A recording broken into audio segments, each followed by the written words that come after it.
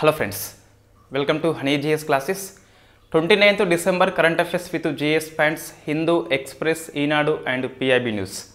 మొత్తం ఈరోజు 15 ఆర్టికల్స్ వార్తల్లో ఉన్నాయి. అందులో 1 or 2 ఆర్టికల్స్ స్కిప్ చేయవచ్చు. మ్యాన్ ఆఫ్ ద ఇయర్ అని చెప్పేసి కోలీమా నది అని చెప్పేసి స్కిప్ చేయవచ్చు. మిగతా ఈ 13 ఆర్టికల్స్ వెరీ ఇంపార్టెంట్ అన్ని ఎగ్జామ్స్ దృష్ట్యా. సో ఫస్ట్ వస్తుంది ఇండియన్ పాలిటీ. 2 అంశాలు మనకి వార్తల్లో ఉన్నాయి. సో ఫస్ట్ది ఊల్ఫా అనే ఒక సంస్థ, ఇది అస్సాంలో ఉంటుంది. సో త్రైపాక్షిక ఒప్పందం కుదిరింది between the government of India, government of the Assam and ఒక తిరుగుబాటు సంస్థ ఊల్ఫా అని చెప్పేసి ఉన్నది. United liberation front of the Assam అని చెప్పేసి. వాస్తవంగా ఇది 1970sలోనే మనకి ఏర్పాటు అవుతుంది. ఈ అస్సామీ జాతీయవాదము, అస్సామీ మాట్లాడే వాళ్ళతోని ఒక స్వతంత్ర దేశం ఏర్పాటు చేయాలని చెప్పేసి ఇది మనకు 1979లో ఏర్పాటు కావడం జరిగింది. సో లక్ష్యం ఏంటి అంటే అస్సామీ జాతీయవాదము, అంటే అస్సామీ మాట్లాడే వాళ్ళతోని ఒక దేశాన్ని ఏర్పాటు చేయాలని చెప్పేసి ఈ నార్త్ ఈస్టర్న్ స్టేట్స్ లోపల మనకు సెపరేటిజం అనేది ఎక్కువ కనిపిస్తుంది. డిఫరెంట్ స్టేట్స్లలో డిఫరెంట్ రెబల్స్ తరచుగా ఉద్యమాలు చేస్తుంటారు. మనకు ప్రత్యేక రాష్ట్రం కావాలని, ప్రత్యేక దేశం కావాలని చెప్పేసి చేస్తారు. అందులో ఒకటి అత్యంత పురాతనమైన సంస్థ ఊల్ఫా అని చెప్పేసి పిలుస్తాం. సో ప్రజెంట్ ఇందులో ఏమైంది అంటే 2 వర్గాలు వచ్చినాయి. సో ఊల్ఫా ఫేవర్ అని చెప్పేసి అనుకూలరు వర్గం అని చెప్పేసి ఉన్నది, అంటే గవర్నమెంట్ ఆఫ్ ఇండియాకి అనుకూలంగా ఉంటారు. ఇంకోటి ఊల్ఫా ఇండిపెండెంట్ అని చెప్పేసి ఉన్నది. సో వీళ్ళు రెబెల్స్ ఇప్పటి కూడా అస్సామీ జాతీయవాదాన్ని రాష్ట్రం లోపల ఎగదోస్తారు. సో ఇందులో అనుకూల వర్గం ఏదైతే ఉందో, అనుకూల వర్గము అనేది government of India, state of Assam and ULFA మధ్య త్రైపాక్షిక ఒప్పందం కుదిరింది. సో ఇది త్రైపాక్షిక ఒప్పందం కాబట్టి నార్త్ ఈస్టర్న్ స్టేట్ లోపల ఒక మంచి శాంతి ఒప్పందం అని చెప్పేసి చెప్పొచ్చు. ఇది తరచుగా ఎగ్జామ్లో కూడా ఇటువంటివి వస్తున్నాయి. సో ఏ సంస్థ అని చెప్పేసి వస్తుంది. So between the government of India and government of Assam, తర్వాత ఊల్ఫా లోపల ఇన్ఫ్యాక్ట్ ఫేవరెటిజం లేదా అనుకూలరు వర్గము అని చెప్పేసి ఉంది. దీనికి అరబిందో రాజ్ కోరా అని చెప్పేసి నాయకత్వం వహిస్తున్నాడు. ఆయన పేరు మనం గుర్తుపెట్టుకోవాలి. ఈయన నాయకత్వంలోనే ఊల్ఫా ఒప్పందం కుదుర్చుకున్నది. సో ఇది అస్సాంకి కొన్ని ప్రత్యేక రక్షణలు కల్పించేలా కొన్ని డిమాండ్స్ పెడితే గవర్నమెంట్ ఆఫ్ ఇండియా ఆమోదించింది కాబట్టి ఊల్ఫా అనుకూలరు వర్గము ఒప్పందం చేసుకోవడం జరిగింది. సో ఇది తరచుగా మనకి ఇండియన్ పాలిటీ లోపల ఇన్సర్జెన్సీ అని చెప్పేసి, అంతర్గత అల్లర్లు అని చెప్పేసి సిలబస్లో ఉంటుంది. సో మనకు గ్రూప్ 2 టీఎస్పీఎస్సీలో ఉంది, ఏపీపీఎస్సీలో కూడా ఉంది. సో ఇన్ఫ్యాక్ట్ దాని కిందకి ఇది వస్తుంది. సో ఇది గ్రూప్ 1 మెయిన్స్ పాయింట్ ఆఫ్ వ్యూలో తరచుగా ఈశాన్య రాష్ట్రాల్లో ప్రత్యేకవాదము ఎందుకు వస్తుంది, ప్రాంతీయవాదం ఎందుకు వస్తుంది, దాన్ని ఎలా ఎదుర్కోవాలని చెప్పేసి, అంతర్గత ఈ తిరుగుబాట్లని ఎలా ఎదుర్కోవాలని చెప్పేసి మనం గ్రూప్ 1 మెయిన్స్ పాయింట్ ఆఫ్ వ్యూలో ఆన్సర్ రాయాల్సి ఉంటుంది. సో మనం ఇది డిస్కస్ చేద్దాం తర్వాత గ్రూప్ 1 మెయిన్స్ పాయింట్ ఆఫ్ వ్యూలో. ఇప్పుడైతే ఏం అవసరం లేదు, జస్ట్ ఊల్ఫా అనే సంస్థ ఎప్పుడు ఏర్పడింది, దాని యొక్క అధ్యక్షుడు ఎవరు, ప్రెసిడెంట్ అని చెప్పేసి గుర్తుపెట్టుకోవాలి కంపల్సరీ. నెక్స్ట్ ఈ పెరోల్ అనేది వార్తల్లో ఉంది. ఇన్ఫ్యాక్ట్ మనం ఎక్కడ టచ్ కాలేదు వాస్తవంగా, బట్ ఇది వెరీ ఫేమస్ అండి. మనం ఇటీవల యూపీఎస్సీ కానీ లేదా టీఎస్పీఎస్సీ, ఏపీపీఎస్సీ అబ్జర్వ్ చేస్తే క్రిమినాలజీ మీద తరచుగా క్వశ్చన్స్ అడుగుతున్నాడు. అంటే ఈ police custody, judicial custody differences ఏంటి, బెయిల్ గురించి, ఈ పెరోల్ గురించి నెంబర్ ఆఫ్ టైమ్స్ మనకి ఫ్రీక్వెంట్లీ క్వశ్చన్స్ అయితే అడుగుతున్నారు. బట్ మనకి సిలబస్లో చూస్తే ఈ క్రిమినాలజీ వర్డ్స్ మీద ఇక్కడ మనకు సిలబస్లో లేదు ఇండియన్ పాలిటీ లోపల. ఆర్టికల్ 22 కొద్దిగా డిస్కస్ చేస్తుంది, బట్ అందులో అయితే మనకు ఈ పెరోల్ కానీ లేదా పోలీస్ కస్టడీ ఇటువంటి పదాలు కనిపించవు. బట్ మనకి అప్డేట్ ఇటీవల ప్రశ్నలు చూస్తే ఇట్లా క్వశ్చన్స్ వస్తున్నాయి కాబట్టి మనం దీన్ని డిస్కస్ చేయబోతున్నాం. ఎందుకు వార్తల్లో వచ్చింది ఫస్ట్ చూస్తే, ఢిల్లీ హైకోర్టు ఒక తీర్పు చెప్పింది. ఢిల్లీ హైకోర్టు ఏమన్నది అంటే సంతానోత్పత్తి కూడా, అంటే సంతానం కోసం కూడా ఇన్ఫ్యాక్ట్ పెరోల్ మీద రిలీజ్ చేయొచ్చు అని చెప్పేసి చెప్పడం జరిగింది. అంటే ఇన్ఫ్యాక్ట్ ఒక అతను జీవిత ఖైదు పడ్డది వాస్తవంగా. సో జీవిత ఖైదు పడ్డది, వాళ్ళ భార్య నాకు సంతానం కావాలని చెప్పేసి హైకోర్టులో పిటిషన్ పెట్టుకుంటే అతన్ని 4 వారాల పాటు పెరోల్ మీద విడుదల చేయడం జరిగింది. అందుకు అని చెప్పేసి మనకి పెరోల్ వచ్చింది. సంతానోత్పత్తి కూడా ఒక హక్కుగా ఢిల్లీ హైకోర్టు గుర్తించింది. దాంపత్య జీవనం కోసం కాదు, సంతానం కోసం అని చెప్పేసి వాళ్ళు పెరోల్ మీద రిలీజ్ చేస్తున్నారు. రైట్. సో మనకి 4 వారాలు కూడా ఇక్కడ కీవర్డ్ ఇది గుర్తుపెట్టుకోవాలి. సో ఎందుకని చెప్పేసి మళ్ళీ ఇక్కడ వస్తుంది. ఫస్ట్ పెరోల్ అనేది ఎక్కడ ఉంది? రాజ్యాంగం లోపల, అంటే రాజ్యాంగంలో లేదు కానీ 1894 ప్రిజన్ యాక్ట్ అని చెప్పేసి ఉన్నది. సో జైళ్ళ చట్టము అని చెప్పేసి ఇటీవల దీన్ని మనం అమెండ్మెంట్ చేస్తున్నాం, 23rd చట్టంగా మార్చుకోబోతున్నాం. ఇందులో పెరోల్ అని చెప్పేసి ప్రస్తావన తీసుకొస్తారు. ఇది ఎందుకోసం అంటే ఒక ఖైదీగా చేయబడ్డ వ్యక్తి జైల్లో ఉన్నప్పుడు కొన్ని ఏళ్ల పాటు జైలు శిక్ష అనుభవించినప్పుడు కొన్ని ప్రత్యేక కారణాల దృష్ట్యా పెరోల్ మీద రిలీజ్ చేయొచ్చు అని చెప్పేసి చట్టం చెప్తుంది. అంటే ఫస్ట్ శిక్ష కొద్ది కాలం అయితే చేయాల్సిందే, ఆయన యొక్క సత్ప్రవర్తన కావచ్చు, లేదా మనకు ఇన్ఫ్యాక్ట్ చెల్ల మ్యారేజీ అని చెప్పేసి, లేదా తండ్రి మరణించిండు అని చెప్పేసి అంత్యక్రియలు చేయాలని చెప్పేసి అట్లా మనకు కొన్ని కనిపిస్తాయి. సో అట్లా పెరోల్ మీద మనం బయటకి రావచ్చు. ఇన్ఫ్యాక్ట్ పెరోల్ అనేది ఖైదీ యొక్క హక్కు కాదు, రిక్వెస్ట్ పెట్టుకోవాలి, ఈ కారణం ఉందని చెప్పేసి ఆ జైలర్ కనుక ఇన్ఫ్యాక్ట్ అనుమతిస్తేనే పోవచ్చు. అంటే ఏంది? ఖైదీల హక్కు కాదు, ఫస్ట్ ఇది మైండ్లో పెట్టుకోవాలి. సో ఇది ఖైదీల హక్కు అయితే కాదు, ఓన్లీ రిక్వెస్ట్ పర్పస్ మాత్రమే చేసుకోవచ్చు. కారణాలు ఏంటి? స్పెషల్ రీజన్స్ ఉంటాయి. ఇది స్పెషల్ రీజన్ మనకు సంతానోత్పత్తి కోసం అని చెప్పేసి. నెక్స్ట్ చూస్తే ఇన్ఫ్యాక్ట్ ఇది రాష్ట్ర పరిధి అంశం అండి. ఎందుకు అంటే మనకి ప్రిజన్స్ అనేది ఈ ఉమ్మడి జాబితా, రాష్ట్ర జాబితా, కేంద్ర జాబితా అని చెప్పేసి 7th షెడ్యూల్లో అధికారాల విభజన జరిగింది. సో ప్రిజన్స్, జైళ్ళు అనే అంశము రాష్ట్ర జాబితాలో ఉంది కాబట్టి రాష్ట్ర ప్రభుత్వం కొన్ని నియమాలు కూడా పెట్టుకోవచ్చు. సో రాష్ట్ర ప్రభుత్వం యొక్క రూల్స్ అనేది ఇక్కడ అమల్లో ఉంటాయి. నెక్స్ట్ ఫర్ ఎగ్జాంపుల్ ఒక అతనికి 14 years శిక్ష పడింది, 1 month మీద పెరోల్ వస్తే గిట్ట. సో మళ్ళీ వచ్చినాక ఈ 1 month మనము 14 years పూర్తి చేయాలి. అంటే పెరోల్ మీద బయట ఉన్న కాలాన్ని శిక్షా కాలంగా మనము పరిగణించము. సో 14 years కంపల్సరీ పూర్తి చేయాల్సిందే. అంటే పెరోల్ టైంని మనము శిక్షా కాలంగా పరిగణించము అని చెప్పేసి గుర్తుపెట్టుకోవాలి. సో ఇది మనకు ఎగ్జామ్లో తరచుగా వస్తుంది. పెరోల్ మీద గరిష్టంగా చూస్తే 30 రోజుల పాటు పోవచ్చు. సో ఇది ఖైదీల హక్కు కాదు, ఓన్లీ స్పెషల్ పర్పస్ రిక్వెస్ట్ మీద బయటకు పోవచ్చు. 1 month పాటు గరిష్టంగా పోవచ్చు. రాష్ట్ర ప్రభుత్వం యొక్క రూల్స్ బట్టి ఇది అమల్లో ఉంటుంది. నెక్స్ట్ శిక్షా కాలంగా దీన్ని పరిగణించమని చెప్పేసి చూసుకోవాలి. సో ఇవి 2 క్వశ్చన్స్ మనకు ఇంపార్టెంట్ ఇష్యూ. సో క్రిమినాలజీ అని చెప్పేసి మనకు చాప్టర్ లేకపోయినా తరచుగా ఎగ్జామ్లో వస్తుంది కాబట్టి ఇవన్నీ చూసుకోవాలి. మన ఇంతకుముందు జైలు కాదు బెయిల్ అని చెప్పి సుప్రీంకోర్టు తీర్పు చెప్పింది. తరచుగా బెయిల్ ఇవ్వాలి, అండర్ ట్రయల్ ఖైదీలను ఎక్కువ రోజులు జైల్లో ఉంచొద్దు అని చెప్పేసి మనం అప్పుడు ఈ జైలు కాదు బెయిల్ అని చెప్పేసి డిస్కస్ చేసినాం. ఇంకోసారి ఎప్పుడో పోలీస్ కస్టడీ, జ్యుడిషియల్ కస్టడీ మధ్య డిఫరెన్సెస్ ఏంటి అని చెప్పేసి డిస్కస్ చేసినాం.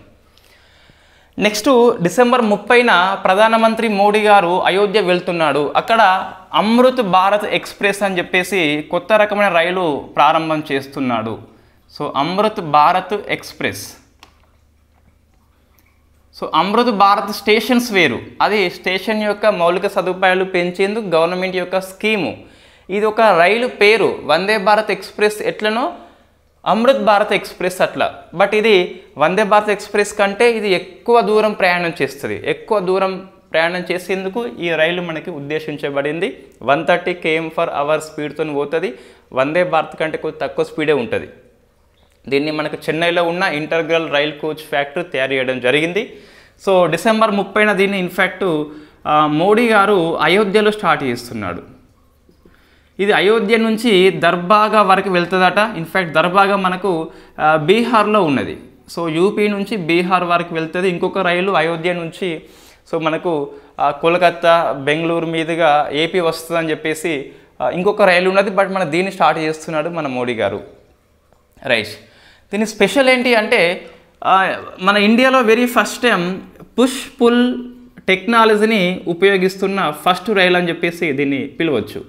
సో పుష్ పుల్ టెక్నాలజీ ఏంటి అంటే ఇది మన ట్రైన్ తీసుకున్నట్లయితే ముందు వైపు ఇంజన్ ఉంటుంది, వెనుక వైపు కూడా ఇంజన్ ఉంటుంది. సో ఒకటేమో జనరల్గా ఇంజన్ లాగుతుంది యంత్రాన్ని. సో ఇది లాగితే ఇదేమో తోస్తుంది. ఇది లాగుతుంది, ఇది తోస్తుంది కాబట్టి మరింత వేగంగా ఈజీగా సరళీకరణ ప్రక్రియలో భాగంగా వేగాన్ని సరళీకృతం చేయడంలో భాగంగా ఈ పుష్ పుల్ టెక్నాలజీ పనిచేస్తుంది. 2 ఇంజన్స్ కలిగి ఉంటే వెనుక ముందు ఒకటేమో పుష్ చేస్తుంది, ఒకటేమో పుల్ చేస్తుంది. తర్వాత ఇది జెర్క్ ఫ్రీ టెక్నాలజీ కలిగి ఉన్నది. సో జెర్క్ ఫ్రీ టెక్నాలజీ అంటే మనకు ట్రైన్ చాలా వేగంగా పోయినప్పుడు ఇట్లా కుదుపుకు లోన్ అవుతుంది. ఆ కుదుపులు లోన్ కాకుండా స్మూత్గా వెళ్ళిపోతుంది. అదే జెర్క్ ఫ్రీ టెక్నాలజీ అని చెప్పేసి పిలుస్తాం. ఇది మన ఇండియాలో రైల్వే లోపల first technology. Push pull technology and jerk free technology కలిగి ఉన్నది. దీని రంగు ఎలాంటిది? ఇటువంటి క్వశ్చన్ మన టీఎస్పీఎస్సీ మాత్రమే అడుగుతుంది. సో ఇది కొద్దిగా కషాయం కలిగి ఉన్నది, కొద్దిగా బూడిద రంగు కలిగి ఉంటుంది. సో ఇది అమృత్ భారత్ ఎక్స్ప్రెస్ అని చెప్పేసి జాగ్రఫీ కిందకి మనం రాసుకోవాలి. దీన్ని రవాణా అనే పాఠం ఉంటుంది కదా, అక్కడ రాసుకుంటే సో మనము జిఎస్ చదివేటప్పుడు కూడా రివిజన్ పర్పస్ పనికి వస్తుంది. నెక్స్ట్ ఇన్ఫ్యాక్ట్ మన జిఎస్ నోట్స్ ఏదైతే ఉందో కొన్ని కరెంట్ అఫైర్స్ని జిఎస్లో అప్డేట్ చేసుకోవాలి. అట్లా అప్డేట్ చేసుకున్నప్పుడు ఏమవుతుంది అంటే కరెంట్ అఫైర్స్ ఇప్పుడు ఈ ఇయర్లో ఎగ్జామ్ జరగకపోయినా నెక్స్ట్ ఇయర్లో జరిగినా కూడా ఈ అమృత్ భారత్ ఎక్స్ప్రెస్ అనేది ఫస్ట్ టైం కాబట్టి ఇండియా లోపల ఇటువంటి క్వశ్చన్ అని అడుగుతారు. మనం కొన్నిసార్లు టీఎస్పీఎస్సీ ఏపీపీఎస్ చూసినా కూడా 2024 మనం జూన్లో ఎగ్జామ్ రాస్తున్నాం అనుకోండి. ఫర్ ఎగ్జాంపుల్ గ్రూప్ 1 ప్రిలిమ్స్ లేదా గ్రూప్ 2 24 అక్టోబర్లో రాస్తున్నాం అనుకోండి ఫర్ ఎగ్జాంపుల్.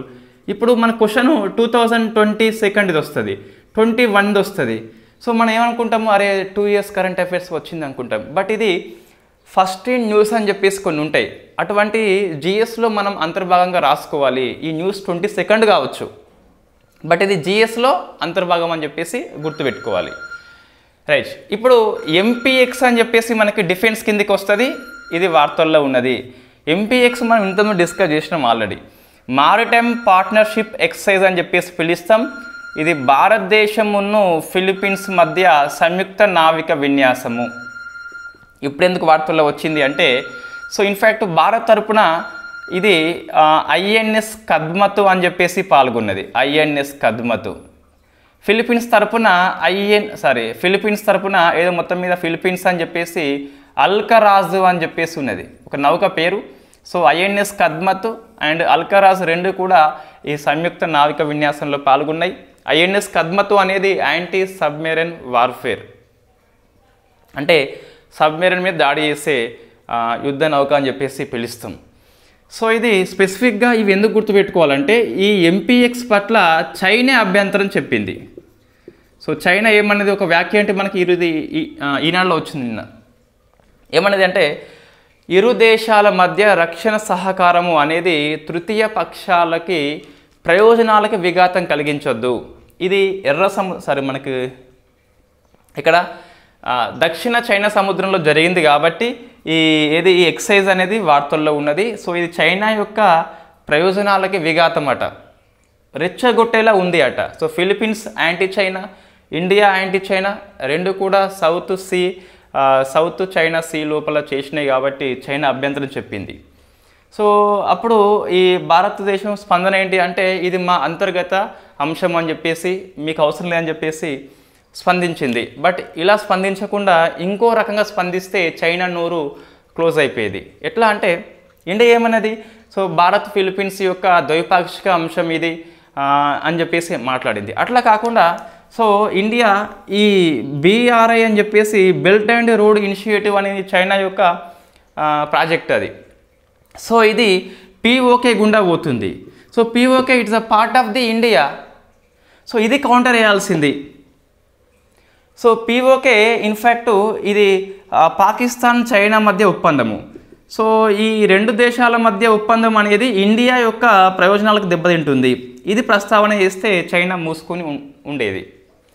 సో ఇది ఇన్ఫ్యాక్ట్ మనకు కొంచెం ఐడియా ఉండాలని చెప్పి చెప్తున్నా. బెల్ట్ అండ్ రోడ్ ఇనిషియేటివ్ అనేది చైనా యొక్క మౌలిక సదుపాయాల ప్రాజెక్టు. ఇది POK గుండా పోతుంది. చైనా పాకిస్తాన్ ఒప్పందం చేసుకుంది, ఇండియా అభ్యంతరం చెప్పింది. ఇక్కడ చూస్తే ఈ సౌత్ చైనా సీ లోపల ఇండియా ఫిలిప్పీన్స్ అనేవి నావిక విన్యాసంలో పాల్గొంటే చైనా అభ్యంతరం చెప్పింది. సో ఇన్ఫ్యాక్ట్ BRI పాక్ని దీంతో మనం కంపేర్ చేసుకోవచ్చు. Right, next science and technology others లోపల పెగాసస్ స్పైవేర్ అని చెప్పేసి వార్తల్లో ఉంది. ఇన్ఫ్యాక్ట్ మనం దీన్ని పెగాసస్ని లాస్ట్ ఇయర్ కాక అంతకుముందు ఇయర్లో మనం డిస్కస్ చేసినాం. సో పెగాసస్ అది లాస్ట్ ఇయర్ మేబీ స్పైవేర్ ఇప్పుడు ఎందుకు వార్తల్లో వచ్చింది అంటే అమ్నెస్టీ ఇంటర్నేషనల్ మానవ హక్కుల సంస్థ ఒక రిపోర్ట్ ప్రచురణ చేసింది. భారతదేశంలో జర్నలిస్టుల యొక్క మొబైల్లో పెగాసస్ స్పైవేర్ ఉంది అని చెప్పేసి వాళ్ళ మీద నిఘా పెట్టిందని చెప్పేసి ఒక 2 పేర్లు మనకు కనిపించినాయి. ఆ పేర్లు ఎగ్జామ్ దృష్ట్యా అవసరం లేదు, బట్ ఈ స్పైవేర్ మనం గుర్తుపెట్టుకోవాలి. వాళ్ళ పేర్లు ఏంటి అంటే సిద్ధార్థ్ వరదరాజన్ అండ్ ఆనంద్ మంగాల్నే అని చెప్పేసి సిద్ధార్థ్ వరదరాజన్ ఆనంద్ మంగాల్నే ఇద్దరి యొక్క జర్నలిస్ట్ లోపల ఇన్ఫ్యాక్ట్ ఆ ఫోన్ లోపల ఈ పెగాసస్ స్పైవేర్ గుర్తించబడింది అట. అమ్నెస్టీ ఇంటర్నేషనల్ రిపోర్ట్ ఇవ్వడం జరిగింది. సో అందుకు ఇది వార్తల్లో ఉంది. భారతదేశం ఎప్పుడు కూడా పెగాసస్ స్పైవేర్ కొనుక్కున్నట్టు ధృవీకరించలేదు అఫీషియల్గా. ఫస్ట్ మనం మైండ్లో పెట్టుకోవాలి. సో ఇది ఏంటిది వాస్తవంగా అంటే ఇజ్రాయెల్ యొక్క NSO అనే కంపెనీ దీన్ని రూపొందించింది. ఎందుకోసం అంటే ఇజ్రాయెల్ యొక్క రక్షణ రంగం కోసం అని చెప్పేసి దీన్ని రూపొందించింది ఒక ప్రైవేట్ కంపెనీ NSO అనేది. సో ఎన్ అంటే మనకు నీవ్ అని చెప్పేసి వస్తుంది, ఎస్ అంటే షాలేవ్, ఓ అంటే ఓమ్రీ. ఈ ముగ్గురు NSO కంపెనీ యొక్క రూపకర్తలు కాబట్టి వాళ్ళ పేరు మీదుగా NSO అని చెప్పేసి వచ్చింది. ఇది ఏం ఇస్తుంది అంటే జీరో క్లిక్ అటాక్ అని చెప్పేసి పిలుస్తాం. సో జీరో క్లిక్ అటాక్ అంటే సో ఎటువంటి SMS పంపకుండా, ఎటువంటి మెయిల్, ఎటువంటి ఫోన్ కాల్, ఎటువంటి వీడియో లాంటివి పంపకుండా మనం ఎటువంటి చర్య చేయకుండా ఫోన్ మీద వాళ్ళు పెగాసస్ స్పైవేర్ని మన ఫోన్లోకి ఇన్సల్ట్ చేస్తారు. అదే జీరో క్లిక్ అటాక్ అని చెప్పేసి పిలుస్తాం. మన ఇండియా ప్యాంటాఫ్లో జరిగిన స్పైవేర్ని ఏమంటున్నారంటే బ్లాస్ట్ పాస్ట్ అని చెప్పేసి పిలుస్తున్నారు. అంటే ఇద్దరు మొబైల్లో ఉన్న పెగాసస్ స్పైవేర్ ఉంది, దాని యొక్క టెక్నాలజీ నేమ్ ఏంటి అంటే టెక్నికల్ నేము బ్లాస్ట్ పాస్ట్ అని చెప్పేసి పిలుస్తాం. ఎటువంటి చర్య చేయకుండా ఒక మాల్వేర్ మొబైల్లో వస్తే దాన్ని బ్లాస్ట్ పాస్ట్ అని చెప్పేసి వస్తాం. There is no email, there is no SMS, there is no phone call. Zero click అటాక్తోని ఒక మాల్వేర్, ఒక స్పైవేర్ మొబైల్లో ఇన్స్టాల్ చేయబడితే ఆ టెక్నాలజీ వర్డ్ ఏంటి అంటే బ్లాస్ట్ పాస్ట్ అని చెప్పేసి పిలుస్తాం. సో మనం ఇది ఒక్కటే యాడ్ చేసుకోవాలి, మిగతా అంతా మనం ఇంతకుముందు డిస్కస్ చేసినాం. ఈ NSO కంపెనీ ఏమంటుంది అంటే మేము కేవలం గవర్నమెంట్కి మాత్రమే దీన్ని సరఫరా చేస్తున్నాం అని చెప్పేసి చెప్పడం జరిగింది. ఇండియా ఫోన్లో గుర్తించబడింది అంటే గవర్నమెంట్ ఆఫ్ ఇండియా కొనుక్కున్నట్టే ఇండైరెక్ట్గా. సో అది మనం ధృవీకరిస్తలేము.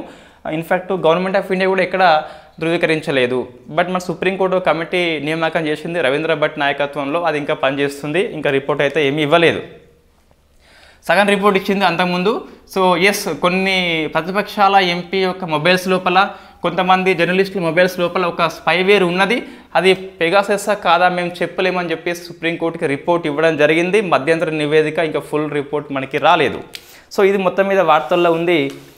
అమ్నెస్టీ ఇంటర్నేషనల్ సంస్థ రిపోర్ట్ ఇచ్చిన కారణంగా మరొకసారి పెగాసస్ స్పైవేర్ వచ్చింది. బ్లాస్ట్ పాస్ట్ అనే మాట బాగా గుర్తుపెట్టుకోవాలి. నెక్స్ట్ ఇవన్నీ అవుతాయి. సో ఖతార్ దేశంలో ఇంతకుముందు మన ఇండియా యొక్క మాజీ నావికాదళ సభ్యులు 8 మందికి మరణశిక్ష పడింది, మనం డిస్కస్ చేసినాము.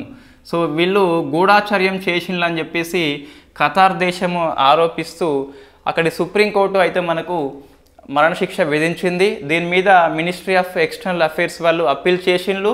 సో మొత్తం మీద ఈ మరణశిక్షను మార్చినారు జీవిత ఖైదుగా అని చెప్పేసి మనకు వార్తలు వచ్చినాయి. సో ఇన్ఫ్యాక్ట్ ఖతార్ దేశంలో 8 మంది మాజీ నావికాదళ సిబ్బంది మరణశిక్ష తగ్గించారు, ఇది వార్త.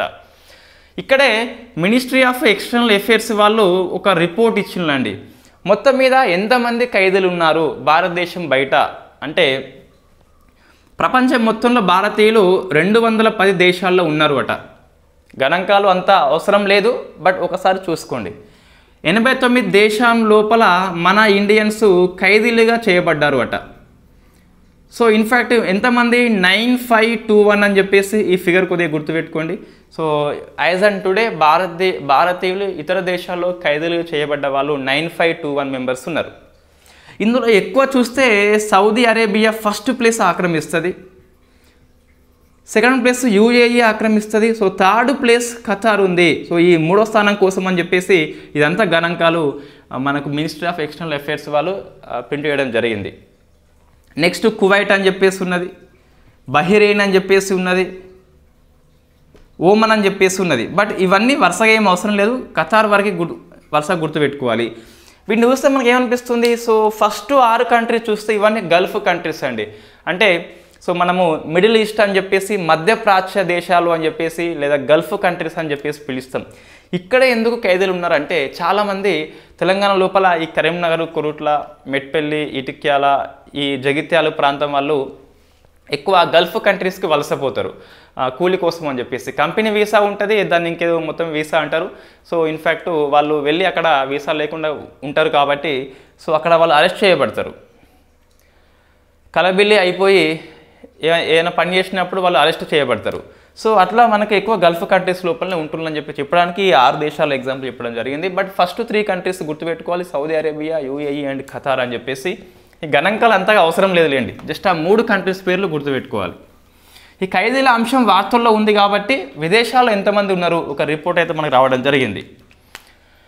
నెక్స్ట్ ఒక ఇంటర్నేషనల్ ఇన్స్టిట్యూషన్స్ మనకు వార్తల్లో ఉంది, అది UNWRA. ఇది మనకు ఈనాడు ఆర్టికల్. సో మనకి ఈరోజు వచ్చిన ఆర్టికల్ ఎక్కువ పేపర్లో వచ్చినవి ఉన్నాయి, అంటే ఈనాడు పేపర్లో వచ్చినవి ఉన్నాయి, తెలుగు పేపర్లో వచ్చినాయి. United nations relief for work agency for Palestine refugees అని చెప్పేసి ఉంటుంది. సో ఇది పాలస్తీనా శరణార్థుల కోసం 1949లో UNO యొక్క జనరల్ అసెంబ్లీ ఏర్పాటు చేసిన సంస్థ పేరు UNWRA, United nations relief for work agency for Palestine refugee అని చెప్పేసి 1949లో పాలస్తీనా యొక్క రెఫ్యూజీల కోసము ఈ పాలస్తీనా వర్సెస్ ఇజ్రాయెల్ యుద్ధం అనంతరము సో చాలామంది పాలస్తీనా పౌరులు వివిధ కంట్రీస్కి వెళ్ళిపోయిండ్రు. ఎక్కువ లెబనాన్ అని చెప్పేసి, సిరియా అని చెప్పేసి, నెక్స్ట్ గాజా స్ట్రిప్ అని చెప్పేసి, వెస్ట్ బ్యాంక్ అని చెప్పేసి అటు ఇటు వెళ్ళిపోయిండ్రు. సో వాళ్ళకు ఆర్థిక సహాయం కావచ్చు, పునరావాసం కావచ్చు, దానికోసం అని చెప్పేసి ఈ ఫండ్ సేకరణ చేస్తుంది. ఇది ఫండ్ అనేది ఎక్కువ విరాళం రూపంలో, ఆర్థిక సహాయం రూపంలో వస్తుంది, స్వచ్ఛందంగానే ఇస్తారు కంట్రీస్. ఇండియా $50 లక్షల ఇస్తామని చెప్పేసి ప్రామిస్ చేస్తే అంతకుముందు 25 ఇచ్చింది, నిన్న 25 ఇచ్చింది. కాబట్టి ప్రామిస్ని ఫుల్ఫిల్ చేసుకుంది అని చెప్పేసి మనకి ఈనాడు ఆర్టికల్ చెప్తుంది. సో UNWRA సంస్థ యొక్క హెడ్ క్వార్టర్ మనకి మారుతూ ఉంటుంది. ప్రజెంట్ చూస్తే గాజాలో ఉంది, తర్వాత జోర్డన్ యొక్క రాజధాని అమ్మాన్లో ఉంది. మరి గాజాతో పాటు వివిధ కంట్రీలలో మారుతూ ఉంటుంది. లెబనాన్లో కొన్ని రోజులు ఉంటుంది, సిరియాలో కొన్ని రోజులు ఉంటుంది. సో ఇప్పుడు అమ్మన్లో ఉంది ప్లస్ గాజాలో ఉంది అని చెప్పేసి గుర్తుపెట్టుకోవాలి. 1949లో UNO యొక్క జనరల్ అసెంబ్లీ దీన్ని ఏర్పాటు చేయడం జరిగింది.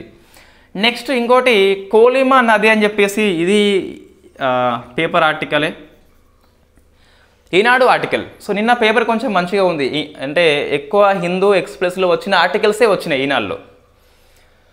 సో కోలిమా నది చూస్తే గిట్ట ఇన్ఫ్యాక్ట్ ఇది రష్యాలో ఉన్నది. ఒక విమానం యొక్క పైలట్ దీన్ని భూమిగా తప్పుగా అనుకొని అక్కడ ల్యాండ్ చేయడం జరిగింది. ఇది మంచుతో కప్పబడి ఉంటుంది సుమారుగా 8 months. సో కాబట్టి ఒకసారి కోలిమా నది వార్తల్లో ఉంది అని చెప్పేసి రష్యా అని చెప్పేసి గుర్తుపెట్టుకోవాలి. విమానం పేరు అవసరం లేదు, ఆంటానోవ్ 24 అని చెప్పేసి ఉన్నది.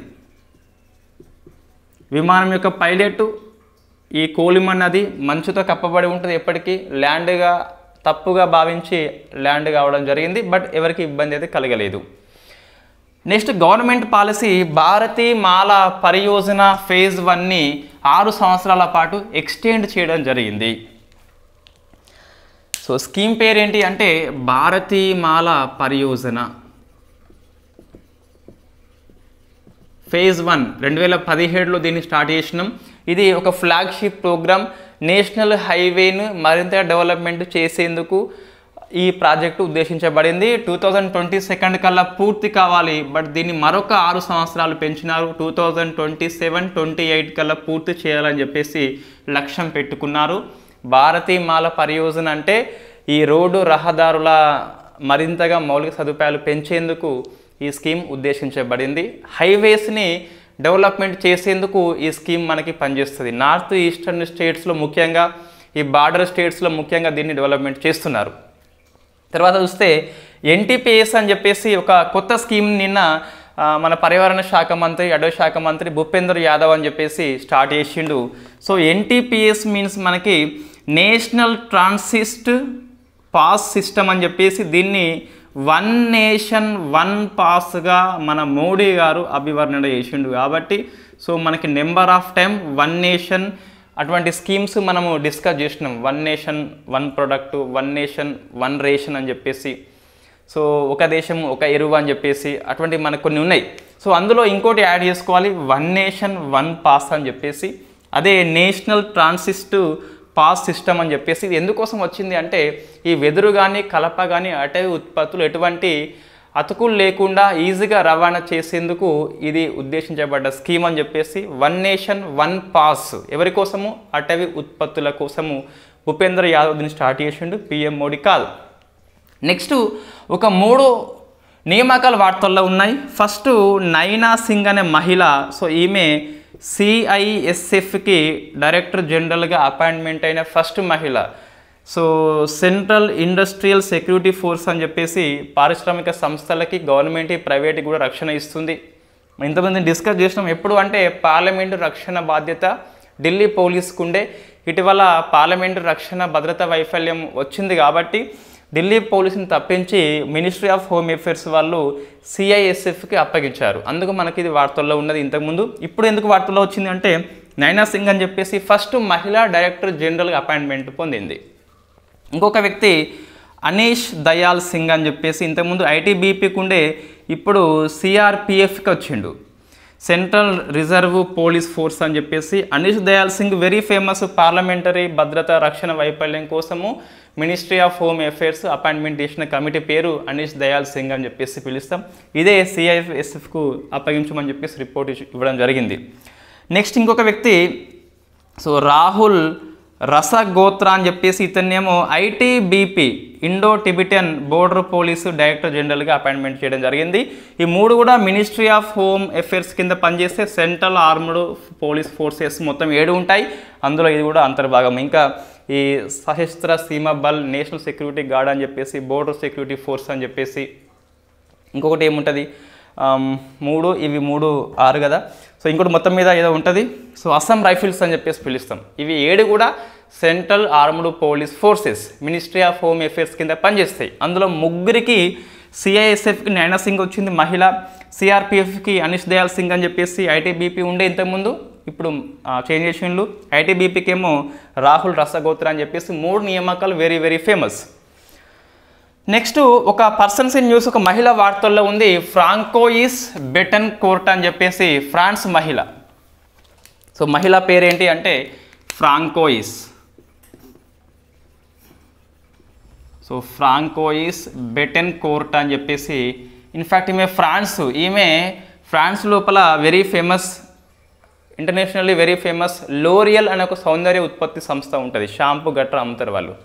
సో ఈ లోరియల్ అనే సంస్థ యొక్క వైస్ చైర్పర్సన్ ఈమె. $100 బిలియన్ క్లబ్లోకి వచ్చిన ఫస్ట్ మహిళ అని చెప్పేసి బ్లూంబర్గ్ రిపోర్ట్ ఇవ్వడం జరిగింది. $100 బిలియన్ క్లబ్లోకి వచ్చిన ఫస్ట్ మహిళ ఫ్రాంకోయిస్ బెటన్కోర్ట్ అని చెప్పేసి పిలుస్తాం. ఒక నివేదిక వార్తల్లో ఉంది, stock market investors report 2023.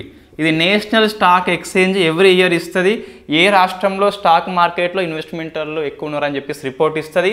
So first place last year same ఉన్నది మహారాష్ట్ర, 2వ ప్లేస్ లాస్ట్ ఇయర్ గుజరాత్ ఉండే, దాన్ని అధిగమించి యూపీ వచ్చింది. సో 3వ ప్లేస్ మనకి గుజరాత్ అని చెప్పేసి ఉన్నది. సో మహారాష్ట్ర, యూపీ దేన్ని అధిగమించి వచ్చింది అంటే, సో ఈ రాష్ట్రం పేరు కంపల్సరీ గుర్తుపెట్టుకోవాలి, గుజరాత్ అని చెప్పేసి. Next man of the year award వచ్చేసి హేమంత్ శ్రీనివాసులకు వచ్చింది. Man of the year award ministry of home affairs ఇస్తుంది ఎవ్రీ ఇయర్. సో ఇది అంతర్జాతీయంగా, ఆర్థికంగా, దౌత్యపరంగా ఎవరైతే కృషి చేస్తారో వాళ్ళకి ఇస్తారు. So man of the year award శ్రీనివాసులకు వచ్చింది. ఇతను లాటిన్ అమెరికా, కరేబియన్ దేశాల యొక్క ట్రేడ్ కౌన్సిల్కి అధ్యక్షుడిగా పనిచేస్తున్నాడు. దౌత్యపరంగా, ఆర్థిక పరంగా భారతదేశము ఈ లాటిన్ అమెరికా దేశాల మధ్య సంబంధాన్ని కృషి చేసిండు కాబట్టి అవార్డు రావడం జరిగింది. ఇది స్కిప్ చేయవచ్చు, నాట్ ఇంపార్టెంట్ అవార్డు. నెక్స్ట్ ఒక సినిమా మనకి వార్తల్లో ఉంది మరొకసారి, ఆస్కార్, తెలంగాణ వాళ్ళకి ఫేమస్ ఇది, చల్ల గరిగా అని చెప్పేసి ఉన్నది. సో ఈ చంద్రబోస్ యొక్క పుట్టిన ఊరు చెల్లగరిగా అని చెప్పేసి జయశంకర్ భూపాలపల్లి డిస్టిక్ లోపల ఉంటుంది. దీన్ని సినిమా తీయడం జరిగింది. ఇన్ఫ్యాక్ట్ డైరెక్టర్ పేరు ఏంటి అంటే సుశీల్ రావు. సో చిల్కూరి సుశీల్ రావు అని చెప్పేసి ఉన్నాడు. ఈ సినిమాకి భారత ఉత్తమ డాక్యుమెంటరీ చిత్రంగా కేన్స్ వరల్డ్ ఫిల్మ్ ఫెస్టివల్లో అవార్డు వచ్చింది. ఈ సినిమా యొక్క నేపథ్యం ఏంటి అంటే చంద్రబోస్ ఆస్కార్ అవార్డు వచ్చిందిగా మనకు RRR సినిమాలో ఆ సాంగ్కి నాటు సాంగ్ అని చెప్పేసి. సో ఇన్ఫ్యాక్ట్ ఆయన నేపథ్యంలో సినిమా వచ్చింది. చల్లగారిగా మన చంద్రబోస్ యొక్క బర్త్ ప్లేసు జయశంకర్ డిస్టిక్ లోపల ఉంటుంది.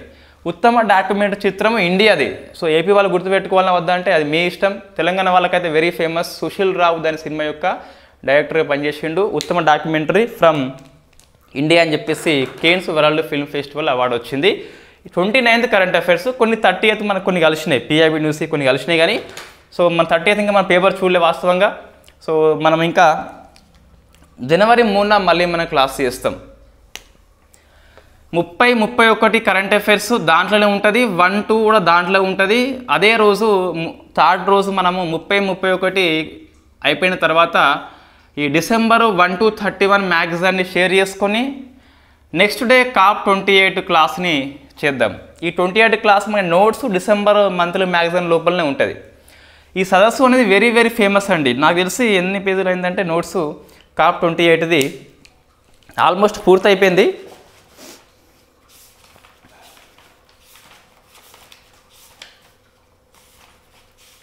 సో 8 పేజెస్ అయిపోయిందండి. 8 పేజెస్ ఉంది మనకి COP 28 సదస్సు అని చెప్పేసి వెరీ వెరీ ఫేమస్. మొత్తం మనకి 6 చాప్టర్స్ వస్తాయి ఇందులో. ఇంతకుముందు COP 27 వరకు ఏం జరిగిందని చెప్పేసి ఒకసారి బ్రీఫ్గా వస్తుంది. సెకండ్ COP 28 హోస్ట్ ఎవరు, అధ్యక్షుడు ఎవరు అని చెప్పేసి సలహా సంఘము మొత్తం మీద పర్సన్స్ గురించి వస్తుంది. 3rd చాప్టరు COP 28లో మేజర్ ఇనిషియేటివ్ ఏంటి అంటే ఇండియా కాకుండా ఇతర సంస్థలు ఇతర దేశాలు ఏమేమి స్టార్ట్ చేసినాయి, అందులో ఇండియా పాత్ర ఏంటి. నెంబర్ 4 చాప్టర్ ఏంటి అంటే ఇండియా యొక్క ఇనిషియేటివ్ ఏంటి, COP 28లో ఇండియా యొక్క ఇనిషియేటివ్ ఏంటి అని చెప్పేసి. నెక్స్ట్ చాప్టర్ COP 28 లోపల ఇండియా వేటి పట్ల విభేదించింది అంటే కొన్ని అంతర్జాతీయ కూటములు స్టార్ట్ చేసినాం కదా, కొన్నిట్లలో ఇండియా చేరలేదు, అభ్యంతరం చెప్పింది. అవి ఎందుకు చేరలేదు, ఎందుకు అభ్యంతరం చెప్పింది అని చెప్పేసి. COP 28 ఫైనల్లీ అవుట్కమ్స్ ఏంటి, ఒక 8 అవుట్కమ్స్ ఉన్నాయి మనకు. ఏం సాధించింది COP 28, ఏం సాధించలేకపోయింది. సో అంటే some hits but so many miss అని చెప్పేసి మనకు ఎక్స్ప్రెస్ ఆర్టికల్ ఉన్నది. కొన్నిటిని తాకింది, ఎక్కువ మిస్ అయినాయట.